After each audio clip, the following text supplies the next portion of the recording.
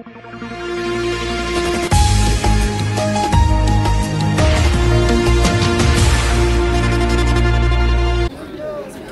من داخل الاتحاد الوطني لطلبة المغرب تحية إلى عموم الجماهير الطلابية، أكيد بعد تحية الشهداء وسائر المعتقلين السياسيين في هذا الوطن الأسير. اليوم 17 من يناير الذي يكمل الشهر على الإضراب أو مقاطعة الدروس من داخل هذه الكلية التي يمكن القول عنها أنها كلية وهمية. إذن الجماهير الطلابية تعلم مدى خطورة الوضع بهذه الكلية الوهمية التي تعاني من مشاكل عدة أبرزها غياب الهوية، ألا وهي بطاقة الطالب الذي يدرس داخل هذه الأوهام، غياب الأعمال التطبيقية، غياب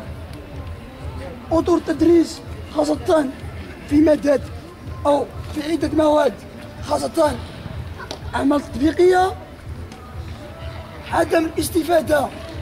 من المطعم الجامعي ومن المسكن الجامعي، إضافة إلى الخطر المحدق بالطلبة الذين يدرسون بالسنة الثانية، خاصة نحن على أتم الاستعداد لدخول الأسدس الرابع الذي هو أسدس تخصص، وبهانوا طالب جامعة منذ الموسم الماضي بإضافة مسالك التخصص خاصة لشعبة الميد ماتيماتيك انفورماتيك فيزيك. هذا المطلب الذي من أجل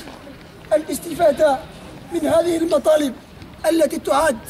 مطالب أساسية لا يمكن التراجع عنها، إذ يعتبرونها مطالب استعجالية تستدعي الوقوف إليها حتى تحقيق هذه المطالب دون وعود زائفة كتلك التي عايناها الموسم الماضي في حوارات ماراثونية وما أكثرها، خاصة الحوار الأخير في أبريل مع مفتش التعليم العالي الذي أكد أن المدرج سيكون موجود انطلاقا من هذا الموسم. الشيء الذي أكده وزير التعليم العالي في البرلمان حينما خاطب أو رد على سؤال أحد البرلمانيين قائلا أن المطعم يستفيد منه الجميع، وأن المدرج سيكون جاهز انطلاقا من بداية موسم 2013-2014 الذي هو موسم كارثي بامتياز لهذه الطلبة. وبهذا الصدد الطلبة يقفون من هذا الجيل، أو نحن الطلبة من داخل هذا الموقع لا نريد أن نعاني من هذه المشاكل مجددا كما عانى عدة طلبة، ولا نريد أن يعاني منها الأجيال القادمة التي التحقت هذا الموسم أو ستلتحق الموسم القادم. وبهذا نندد بالتصرفات اللامسؤولة من طرف إمادة الكلية حينما عمدت إلى إحضار عون قضائي إلى المعتصم، وبالتالي نحن طلبة كمتحملين للمسؤولية من داخل هذا الموقع لا زلنا ننتظر التقرير الذي كتبه أو الذي عاين به هذا العون، إن كان استخدم الضمير المهني ديالو. أكيد الجماهير أنه غيكتب اللي شاف حوار تلك التهمة التي اتهمت بها العمادة الطلبة بأنهم يعرقلون السعي العادلي للدراسة أو السعي العادي للإدارة. أكيد نندد بالتصرفات الأواكسية خاصة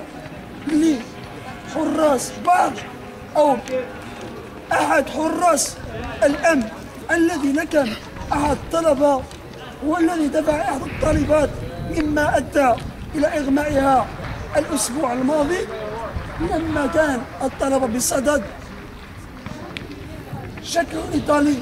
من داخل الإدارة. أكيد جماهير الإيطال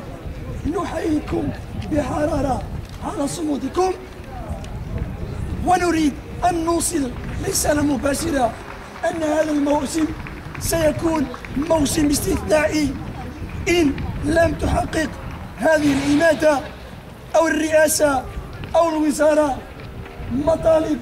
الجماهير الطلابية الأوطانية. وأحييكم بحرارة مجددا مزيدا من النضال والصمود. وعاش الاتحاد الوطني لطلبة المغرب منظمة جماهيرية ديمقراطية تقدمية ومستقلة.